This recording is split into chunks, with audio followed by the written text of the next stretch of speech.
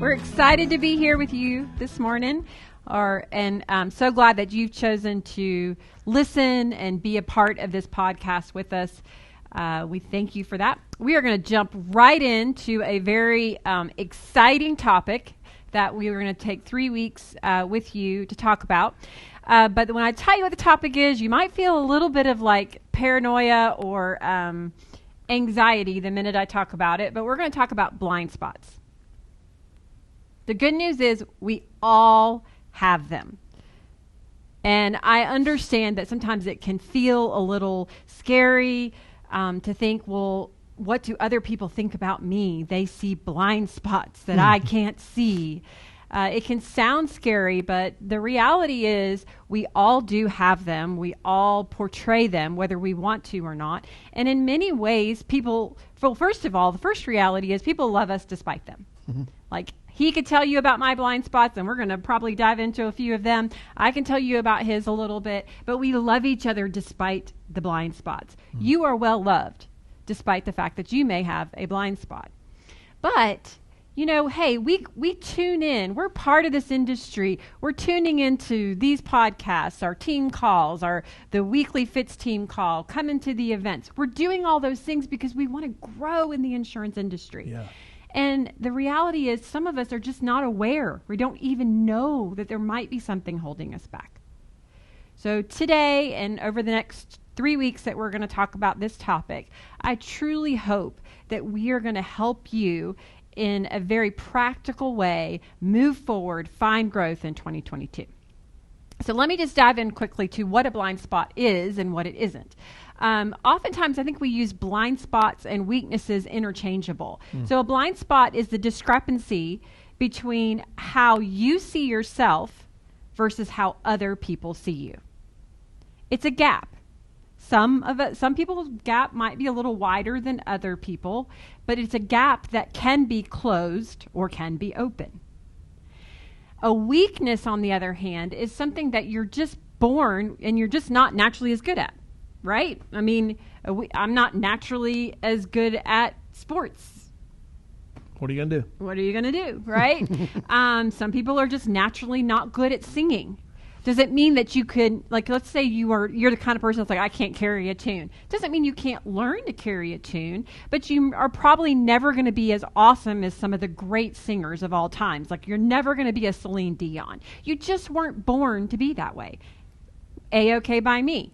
I have my weaknesses. You have your weaknesses. We can work on them if we need to, but they're always going to be with us. The difference is a blind spot is something that we all also have. However, as I said earlier, it is a gap that can be closed. So let's just talk a little bit about let's dive in a little deeper about what does that mean? Like, what does it mean that the way I see myself versus the way other people see me? Well, you know, in a blind spot, I mean, the term blind spot to me, I first heard it when I was learning how to drive.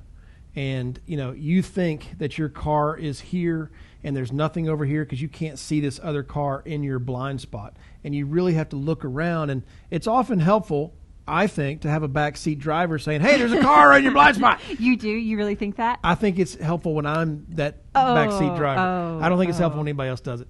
But there are things like I know I do things that are annoying. You know, like I know, well, here's an example. Yesterday here in the office, you know, we just had some shirts done with the logo on it for this trip we're about to go on. And I looked at it and I said, does the logo look a little diagonal? And I showed it to everybody in the office. Does the logo look a little diagonal? Is it perfectly horizontal? Doesn't it look a little diagonal? And they're all just kind of looking at me like, God, you're such an OCD freak. Like, let it go. I'm becoming more aware of that perfectionism, OCD-ness that I have on some things. Like, that has to be perfect. But when people, like, I'm becoming more aware of it because those around me are sensitive and are not like, dude, stop it. But they're joking with me about it. And so I know that it's a problem. And here's why that's a problem. Like, I know that I can be overbearing on some things that I feel are important to me, but that's a blind spot to me because the people with me may recognize that that's not important to the bigger picture, and I need to let it go. Because I'm made aware of that blind spot, I can then avoid it next time and not repeat that behavior. And hopefully, like those annoying blind spots I have, hopefully I can gradually but surely reduce those so that I'm not aggravating those around me. Is that good? Yeah.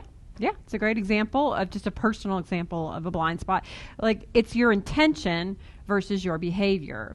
So your intention, like you're saying, my intention is I just want it to be excellent. I want it to be good. But the reality is sometimes people around you, when you have that, when that's the intention and the way that it's delivered, nothing wrong with the intention. Usually it's the way it's being delivered. So then it's received in the manner of criticism. It's not received in a manner of, hey, as the team, I want us to be the best we can possibly be. Right. So for example, it means, so this is like, when it breaks it down, like your intention, it says my emotion, so my feelings about that shirt and the crookedness of it is not who I am. But sometimes the people around you receive that and think, no, that emotion is exactly who he is. He's critical and he's, always on us about not being excellent enough. So that's exactly who he is, versus you're feeling like my intention is to simply provide an excellent product. Right? But again, these are great examples. Like for between us, right? Another good example of a lot of times when Fitz will come home, like sometimes a rub for us, one of my blind spots is he's unloading something big and important on me, or a new idea or a new concept. Well, I internalize a lot. So my brain, the minute he starts going, my brain is triggered. I mean, I am thinking. And I'm sometimes so deep in my thoughts, I'm not really thinking through, validating what he's saying, honoring what he's saying. I just go right into question mode. Well, what about this? Did you think about this? How about this? And right away, he thinks I'm being critical. He receives that as my criticism of your big idea. Yeah, I'm kind of like, hey, I haven't thought it all through yet. I'm just tossing it out there. Right. I don't know all the answers. Right. Yeah. But my intention is I'm just trying to be like, I actually am moved by the idea so much that it creates questions. And I start seeing what he's seeing. And then I think, yeah, but about this corner and that corner. And he's like, he's still wondering, did I catch the vision? Right? So he sees me again in that moment. I think it is a lot about it, that intention that is being received is often almost a critical, or you're not for me, right? By people around you, by the behaviors that we're displaying, but the intentions of our heart are very rarely, in fact, that we are being critical or not for you. So it's your emotion. My emotion is not who I am, might be how I'm feeling. Everyone else is feeling. That emotion is exactly who you are. Sometimes we get put in situations that ruffle our feathers, my kids love the word trigger, that trigger us into certain behaviors. And so then we respond to that situation. And we think, well, I responded to the situation. But other people see that response as your character. You see it as, I was triggered by a situation. Other people think, well, that's who he is. He's angry. He is... he's cutting. He'll slander. Whatever it is that behavior that they saw, they see that and interpret that as your character. So this is kind of, again, okay. So we're talking about what is a blind spot, and ways that we all can try to help close the gap. So today, the first day, all we're trying to do is help you kind of define what a blind spot really is. It isn't so much like we're saying a weakness that you might never really be able to improve upon. It is a behavior that you might be displaying that other people are interpreting differently than how you think you're displaying that behavior.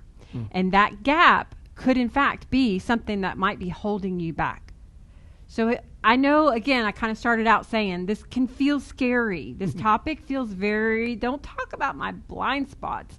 I don't want to know. Like, the reality is we really kind of don't, because we want to believe that everyone just sees us as perfect. Right? I'm not but that's just true. But hang with us, because I really do believe over the next 2 weeks we can help you go, you know what? I actually want to know what my blind spot is.